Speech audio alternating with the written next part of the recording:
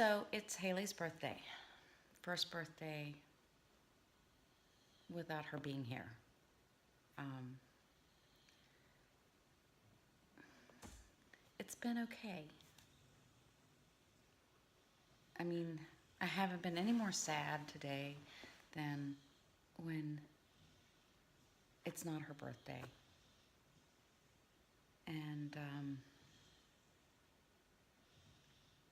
we've managed to raise some funds for the Stomp West Virginia, which is a fundraiser put on by the I can't even think. Um, there'll be a link, but what it is a 16-year-old girl's family started the foundation 8 years ago after their daughter died of SUDEC. And so it just so happened that someone in our hometown had organized a walk for this September 23rd to raise awareness about epilepsy and seizures and disorders. And the foundation raises money to provide patients with seizure alert dogs and medical equipment that can help families be aware of when a child is having a seizure and maybe isn't right in their sight, just different things. So timing wise, it was really strange. And they invited us to partake and help raise awareness. So in Haley's memory, we are going to do that this year. And so we've been able to raise some funds for the September 23rd walk. And that's been kind of something I could share and it not be a sad thing. So that's been okay. I had this really profound thought and realization today, and I don't remember what it was. I have no idea what it was. I'm sitting here trying to think about it while I'm talking, and I think the one thing that I can definitely say for certain for myself through this whole 5-week process is that I've lost my mind. I cannot remember anything from 1 minute to the next. If I don't tell you right now, I might not ever tell you because I'm not going to remember it.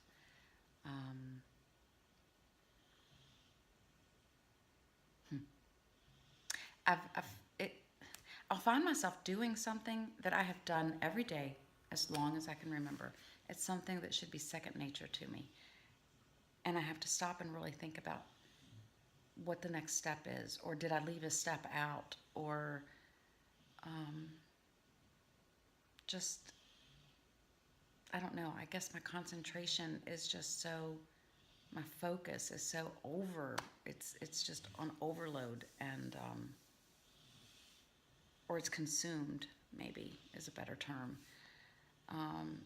It's just consumed with all of these thoughts of Haley and concern about Cassidy and Alexi and Dave, and concentration is just really a challenge right now. But I'm not alone. I mean, I've talked with other family members that are kind of experiencing the same thing, and so that makes me feel like this is okay. Maybe I don't know how long I should feel like it's okay, but I feel like it's kind of okay. I miss her every day, every moment of every day. And I guess the best way I can try to describe it is, I mean, imagine you've been married 20 years and suddenly you've lost your wedding ring. And every time you glance down, you notice your hand is naked, or when you're doing something and you feel that it's not there, it's this part of you is gone, even though it's just something that isn't attached to you. It's not born on you. It's been there so long that you really miss it. But life goes on. I mean, in the back of your mind, you think, maybe when I get to the bottom of the laundry basket, it'll be there. Or, I'll dig around in my purse and it's probably in the bottom of my purse. And it's kind of like that for me. I mean, I just cannot comprehend that she's gone forever. And maybe that's why I don't stay as sad. I mean, even though I know she's gone and I'm never going to see her or talk to her or touch her again, there's this part of my mind that is just not accepting that. I just think, she's going to call. She's going to come through the door. She's going to come out of her bedroom. Mom, you got to see this video, or some funny story. And I just have to really work at convincing myself in those moments that no, she's just not coming back. And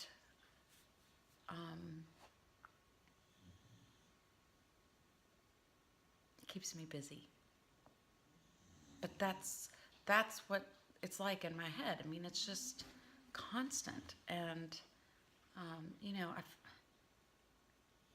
I can be driving and I feel like I don't blank out. I feel like I'm super aware of what I'm doing. Like I really have to concentrate on my hands on the wheel. And, I went to pick up groceries this evening and Cassidy called me and I just took the wrong exit. And I was like, oh, Cass, I gotta, took the wrong exit. Oh, Mom, I'm sorry. No, it's okay. I just can't do two things at one time anymore. I can't.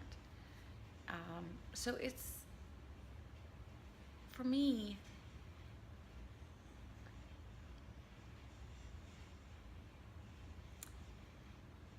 it's just still unreal. It's still not registering, or I'm not accepting it. I know there's like all these stages of mourning and grief that, anger and denial, and I don't even know the rest of them. And maybe that's where I'm at, or somewhere in between there, because I can get really mad too. I think I've done pretty good at not lashing out, but I'm mad. I'm just mad that this isn't how things are supposed to be. And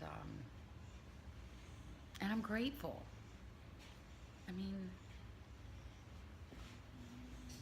I'm just grateful for everyone and everything right now. Any little act of kindness, anyone that doesn't ask me, how are you? Just anything. And I'm grateful for it. I'm thankful that it's not about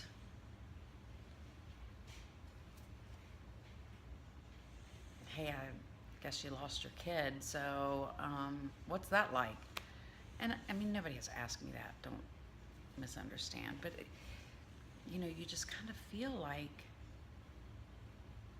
there's no grace, there's no etiquette on how to get through this. There's no rule book, there's no perimeters or boundaries, there's just whatever, however, and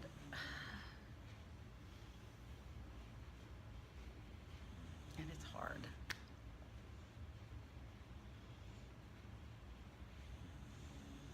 She would have been 29 years old today, so I'll tell the story because she loved to hear it on her birthday every year.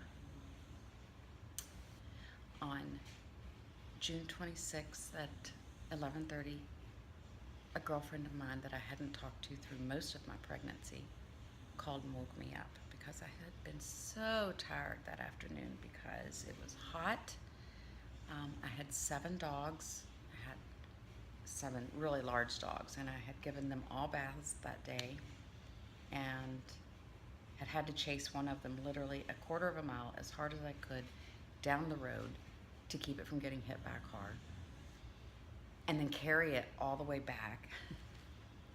So I really had a strenuous day, and I was tired, and I went to bed early. Wouldn't even go get yogurt with my mom that evening. So my girlfriend calls and wakes me up, and I was really just hateful. And as soon as I got off the phone with her, which didn't take long, my stomach started hurting. This was my first baby. And I had gone to childbirthing classes, and they said, don't get excited. You're going to have Braxton Hicks contractions. It's not going to be real labor. Just stay home, relax. It'll pass. So I stayed home and eventually decided I must need to use the bathroom. Maybe that was the problem. I did everything. I took a hot shower. I did everything they recommended to do to ease the Braxton Hicks contractions. Finally, about 4:30, 5 o'clock in the morning, I went in and woke my mom. I was staying at my mom's. And I went in and woke my mom up, and I said, Mom, I don't feel good. So my mom jumps up out of bed and starts loading the dishwasher. In the meantime, our kitchen walked straight into our dining room, and it made a circle into the living room, back into the kitchen. So I was just walking in circles. And then when I wasn't hurting, I would sit down at the table and talk to Mom, loading the dishwasher. Finally, she said, I've been timing you, and you're having contractions about a minute apart. So she called my brother. He came and picked me up, took me to the hospital. And the whole time I'm going, I'm not really in labor. They're going to send me home. I don't know why everybody's getting so excited. Well, lo and behold, they did not send me home. I got to the hospital about 6 o'clock, and about 8:30 she was born. And she was so cold. They had to put a little toboggan on her, and they had her wrapped in several blankets, and it was cold in the delivery room, but it was just, it was this love at first sight that was just indescribable from me to her. And I was so afraid someone would take her. I wouldn't let them take her to the nursery. My doctor would not come in and see me that evening to see how I was doing, because the nurses had already told him that all day I had been saying, where is Dr. Thomas? I want to go home. I was ready to go home. So he made me stay that night, and then he released me the next morning. We went home, and I've already told the story about her first night at home and how she scared me to death. So that was her birthday story every year. So other than that, I thought I would spend the day, some time of it at least, on the beach for her. But it has rained all day long. And when I went to get the groceries, I thought, if she were here, we would be in our comfies, piled up under blankets, watching videos or movies, or binge watching something on Netflix, because that would have been her perfect day, that and a pot of potato soup. So I got home, and Cassidy had written something which just kind of cracked me up, and I'm going to read it because I can never find anything in a month from now on Facebook, and I want to be able to read this or remember this. So she posted story time. So back in the day, Anchorman came out, and Haley immediately fell in love with it. The rest of us liked it, but not for long, since very soon Haley took to quoting the movie, the whole movie. all the time.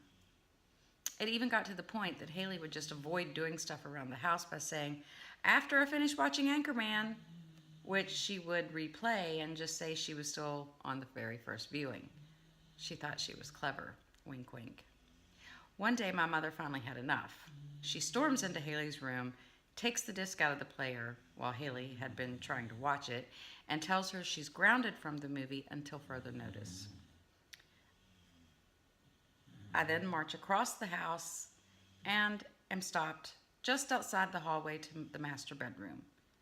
I'm stopped by Haley, who has followed me while fake sobbing and saying, wait, just listen to me. So I turn around and give her one of my mom looks, a look that says, "This is your one chance to fix this."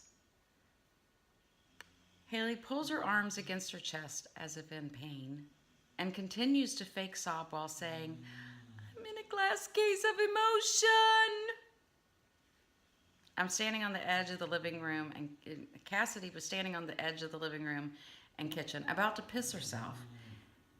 She was trying hard not to laugh out loud.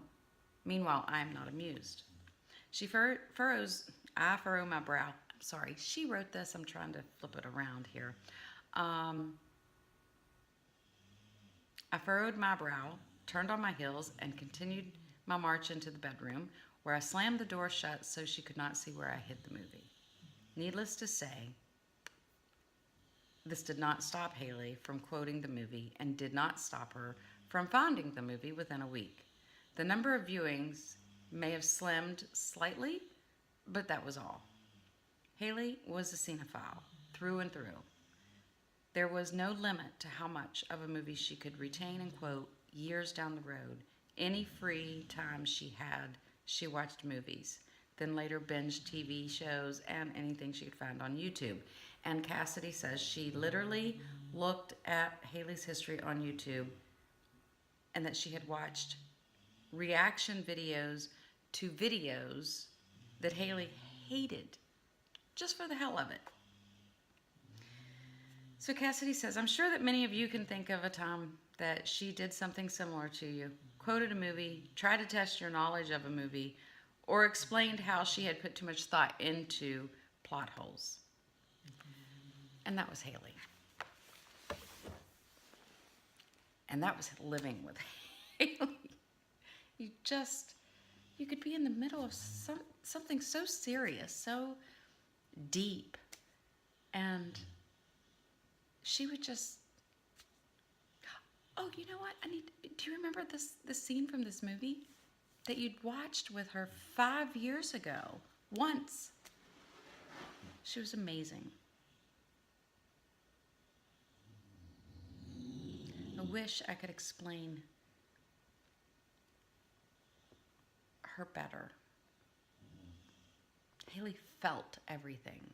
She felt every emotion that someone else was experiencing.